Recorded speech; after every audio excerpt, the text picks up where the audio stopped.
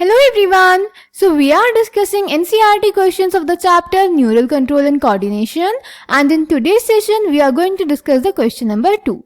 So the question is, compare the following: A. Central neural system, that is CNS, and peripheral neural system, that is PNS, and B. Resting potential and action potential.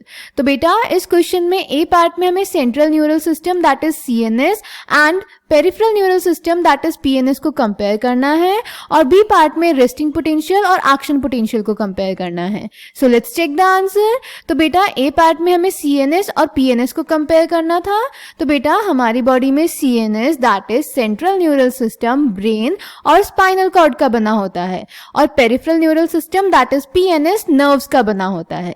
Central neural system हमारी body में information को process और control करता है, और PNS इस information को carry करता है CNS से बॉडी के डिफरेंट पार्ट्स में, एंड वाइस वर्सा. CNS हमारी बॉडी के एक्सिस के अलोंग प्रेजेंट होता है, दैट इज ब्रेन आपका टॉप पे प्रेजेंट होता है, और उससे ही हमारी डॉर्सल साइड पे स्पाइनल कॉर्ड प्रेजेंट होती है सेंटर में, मिड में. और PNS हमारी बॉडी में लिटरली स्प्रेड रहता है. हमारी बॉडी के सारे टिप्स में, सारे कॉर्नर्स में न्यूरॉन्स स्प्रेड रहते हैं, नर्व्स स्प्रेड रहती हैं.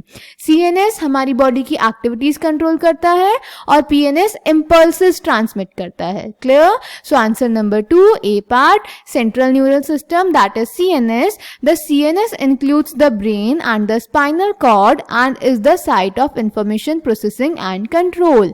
Peripheral neural system that is PNS. The PNS comprises of all the nerves of the body associated with the CNS, that is brain and spinal cord. CNS, it runs along the axis of the body. PNS, it spreads laterally. CNS, it controls all the activities of the body. PNS, it transmits impulses. Clear? Then बेटा B part में हमें resting potential और action potential को compare करना था. तो बेटा neuron की मेम्ब्रेन जब रेस्टिंग कंडीशन में होती है, यानी न्यूरॉन के थ्रू जब कोई इम्पल्स कैरी नहीं कर रही होती, तब जो वहां पे कंसंट्रेशन ग्रेडियंट की वजह से इलेक्ट्रिक पोटेंशियल डेवलप होता है, उसको बोलते हैं रेस्टिंग पोटेंशियल. और जब न्यूरॉन के थ्रू कोई इम्पल्स कैरी कर रही होती है, ट्रांसमिट कर रही होती है, तो जब प्लाज्मा मेम्ब्रेन पे कोई स्टिमुलस प्रेजेंट होता है, उसकी वजह से जो पोटेंशियल जनरेट होता है उसको बोलते हैं action potential. Clear? Resting potential के टाइम पे बेटा एक्सोनल मेम्ब्रेन ज्यादा परमिएबल होती है पोटेशियम आयंस के लिए, और नियरली इम्परमिएबल होती है सोडियम आयंस के लिए. पर एक्शन पोटेंशियल के टाइम पे जो मेम्ब्रेन होती है वो Na+ आयन यानी सोडियम आयन के लिए भी फ्रीली परमिएबल हो जाती है. रेस्टिंग पोटेंशियल में बेटा मेम्ब्रेन के आउटर सरफेस पे पॉजिटिव चार्ज होता है और इनर सरफेस पे नेगेटिव चार्ज होता है, और इस कंडीशन को बोलते हैं पोलराइज्ड कंडीशन. और एक्शन पोटेंशियल के टाइम पे मेम्ब्रेन में आउटर सरफेस पे नेगेटिव चार्ज होता है और इनर सरफेस पे पॉजिटिव चार्ज होता है, यानी पोलैरिटी रिवर्स हो जाती है, और इस कंडीशन को बोलते हैं depolarised condition. Clear? So answer number 2, B part, resting potential and action potential. Resting potential, the electrical potential difference across the resting plasma membrane is called as the resting potential.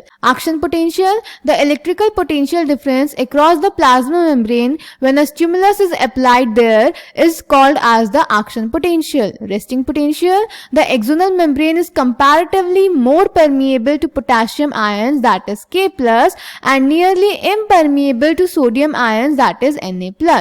Action potential, the membrane at the site becomes freely permeable to Na+.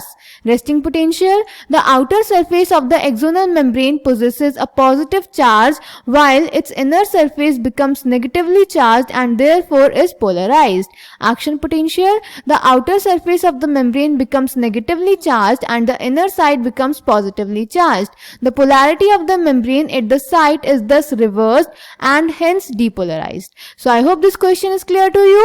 Thank you.